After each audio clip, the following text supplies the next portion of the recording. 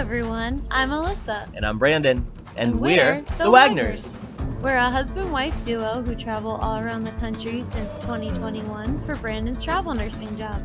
We love hiking, car camping, new cities, and of course, the best food and drink. Along with adventure, we always look for ways to keep our travel budget-friendly. So pack your bags and join us as we wander together. Hi everyone, and welcome back to another video. Today we are going to explore the serene and gorgeous mountains in North Cascades National Park, sometimes referred to as America's Alps.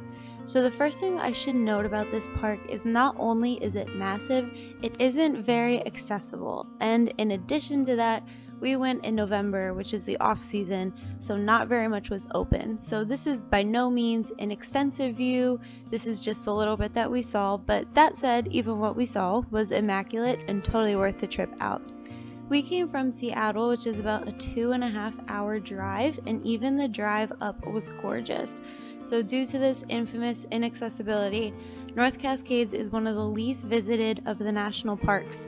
And I know that I said we went in the off season, but we literally didn't see a single person while we were here our whole day at North Cascades. There's only one highway that spans the North Cascades, and it was created by uniting exploration routes, old miner roads, and with the help of the Skagit River, which cuts through the mountains and feeds the lakes. It was only completed in 1972 that this North Cascades Highway was done. So most of the national parks that are in the southwest tend to follow this trend of having like drive-through options, so you can just get in your car and easily see everything. This park and a lot of other parks in the Pacific Northwest are not so. They leave most of the exploring to be done on foot. North Cascades has over 400 miles of wooded trails, so the best way to see this one is to really just park and get in the thick of it. You can park for free anywhere, so just park and go. But keep in mind, however, that these hikes are not for the faint of heart. They've been given nicknames from trappers such as Mount Despair or Mount Terror and Damnation Peak. So we kept things nice and simple this time, and we only hiked through the forest and didn't attempt to do any high elevation hikes. So I have to admit that I am a terrible vlogger because I don't know what trails we did, but I know that we were by the Rockport and the Lake Ross area, so hopefully that's helpful. Everything's really pretty down there. You won't miss anything just by parking there. But they were all cleared paths, so it was easy for us to know where to go. And just keep in mind when you're planning your trip to North Cascades that it's at a higher elevation, so it gets colder a lot faster in the year than other places do, so it closes down for the season pretty early. Like I said, we went early in November and it was already a ghost town, so that certainly helps with the solemn and the serene atmosphere, but don't be surprised if you can't access very much. So I'm actually using my National Parks book to bring you all this information, so I just have some fast facts from my book that I would like to point out. So North Cascades was the 32nd National Park, and it was established in 1968.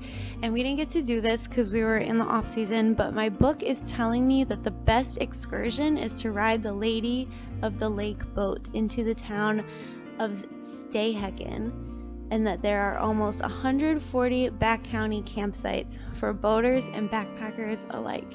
So I really wish that's something we could have done. That sounds really fun, but maybe some other time. And I have some good news for my non-national park holders.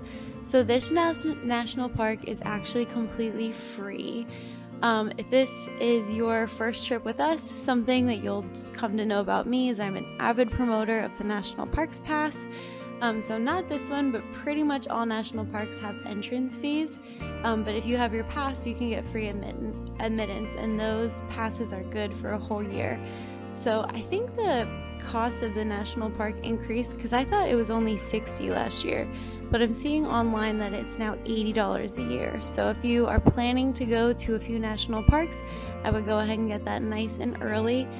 Some national parks can be up to like $30 a car, so if you use it thrice, you've already saved money. Also, if you're military or a veteran, you can get your National Parks Pass completely for free, so don't spend money you don't have to. Per usual, I'll put the link in the bottom in the comments so you can get your National Parks Pass if you didn't already do that. But that's pretty much all we have for the Cascades. Like I said, we were only able to cover just a small area, but hopefully this gave you just a small taste of the majesty of the North Cascades and has left you with a desire to want to see more of this awesome park. So hopefully on your next trip out, you can get further than we did and let us know what you liked. So thanks again for traveling with us. Please don't forget to like and subscribe so you don't miss our next trip. And we'll see you guys next time. Thanks. Bye.